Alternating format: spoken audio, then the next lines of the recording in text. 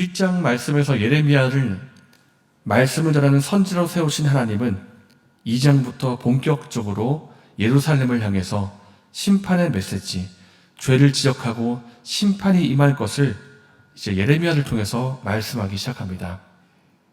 먼저 하나님은 과거 이스라엘이 출애굽하여 광야 생활을 하던 때를 하나님께서 회상을 하시는데, 특별히 그 이스라엘 백성의 광야 생활을 신혼의 때, 청년의 때 이렇게 회상을 하십니다. 2절 말씀입니다. 내가 너를 위하여 내 청년의 때의 인애와 내 신혼 때의 사랑을 기억하노니 곧 씨 뿌리지 못하는 땅 그 광야에서 나를 따랐음이니라.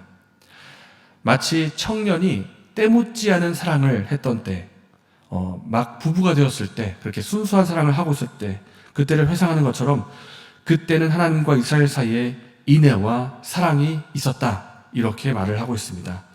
시내산에서 하나님과 이스라엘이 언약을 체결하고 오직 하나님 한 분만 사랑하기로 약속하고 고백하건 그때의 순수한 고백과 순수한 사랑을 하나님을 기억하시고 너희 이스라엘이 그때는 나를 사랑했다, 이렇게 말씀을 하십니다. 하나님이 이것을 회상하시고 언급하시는 이유가 무엇이겠습니까?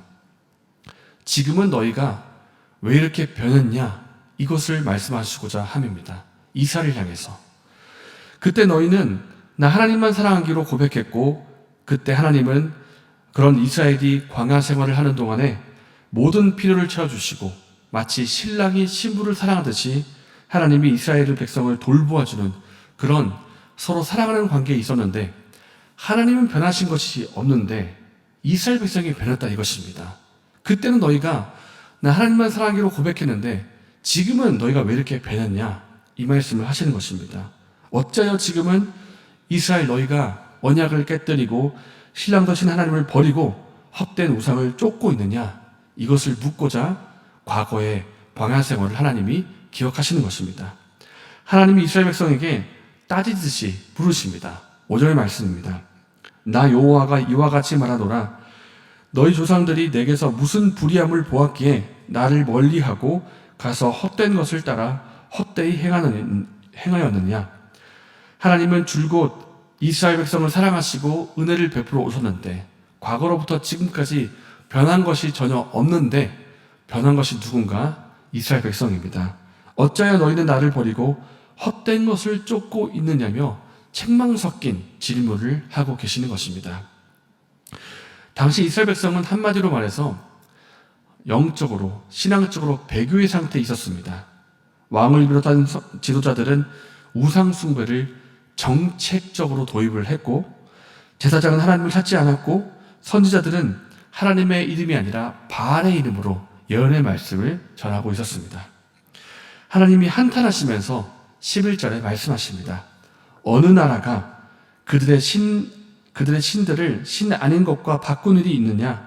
그러나 나의 백성은 그의 영광을 무익한 것과 바꾸었도다. 하나님께서 다른 이방 나라를 예로 들면서 물으십니다. 세상의 여러 나라 가운데 어느 나라가 자기가 믿고 있던 신을 다른 신으로 바꾼 그런 나라 있느냐? 그런데 여기 이스라엘 백성이 그렇게 했다. 이스라엘 백성은 나 여호와 하나님을 버리고 다른 이방 신들, 우상들을 섬기고 있고 그들을 예배하고 있다. 그렇게 하나님께서 이스라엘 백성의 죄를 고발하십니다. 하나님은 이스라엘의 죄를 두 가지로 요약해서 말씀하십니다. 13절 말씀입니다. 첫 번째, 생수의 근원 되신 하나님을 버린 것이다. 두 번째, 스스로 웅덩이를 판 것인데 그 웅덩이는 물을 모을 수 없는 터진 웅덩이들이다. 다시 말해서 참 하나님이신, 참 신이신 하나님을 버리고 헛된 우상을 쫓고 있다는 것이 이스라엘 백성의 두 가지 죄였습니다. 이 죄로 인해서 이스라엘 백성은 하나님의 진노와 심판을 받게 됩니다. 하나님께서는 하나님 외에 다른 것, 우상을 섬기고 예배하는 것을 싫어하십니다.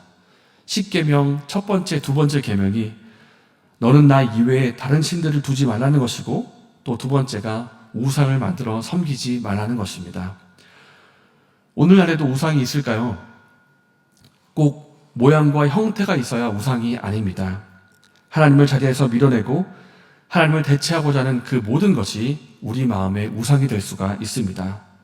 돈, 가정, 자녀, 성공과 업적, 사람들의 인기와 평판, 사회적인 지위, 하나님을 대체하고자 하는 그 모든 것, 이 세상에 하나님을 제외한 그 모든 것이 우상이 될 수가 있습니다. 그런데 사실 이 모든 것들은 사람에게 해가 되는 것은 아닙니다. 오히려 좋은 것입니다. 좋기 때문에 사람에게 유익을 주고 좋기 때문에 사람들이 그것을 쫓는 것입니다.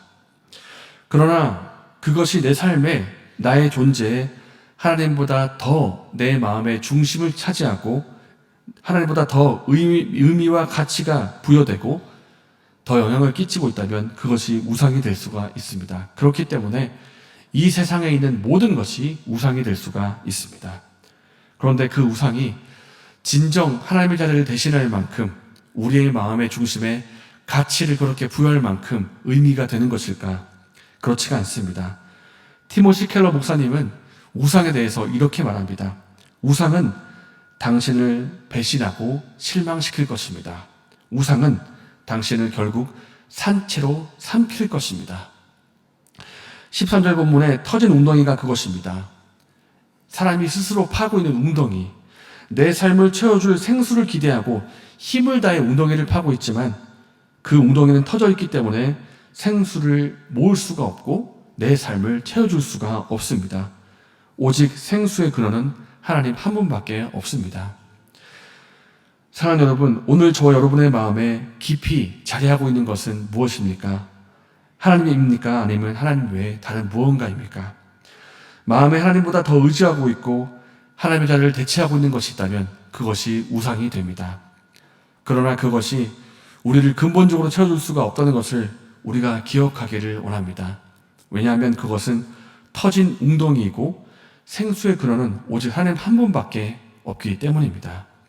우상이 아니라 하나님으로 만족하고 하나님이 주시는 사랑과 은혜로 살아가시는 저와 여러분 되시기를 바랍니다. 이 시간 말씀 생각하며 기도하겠습니다. 우리 마음에 언제부턴가 마음 중심에 하나님이 아니라 다른 것이 자리하고 있다면 깨닫게 하여 주시고 그것을 버리게 하여 주시옵소서.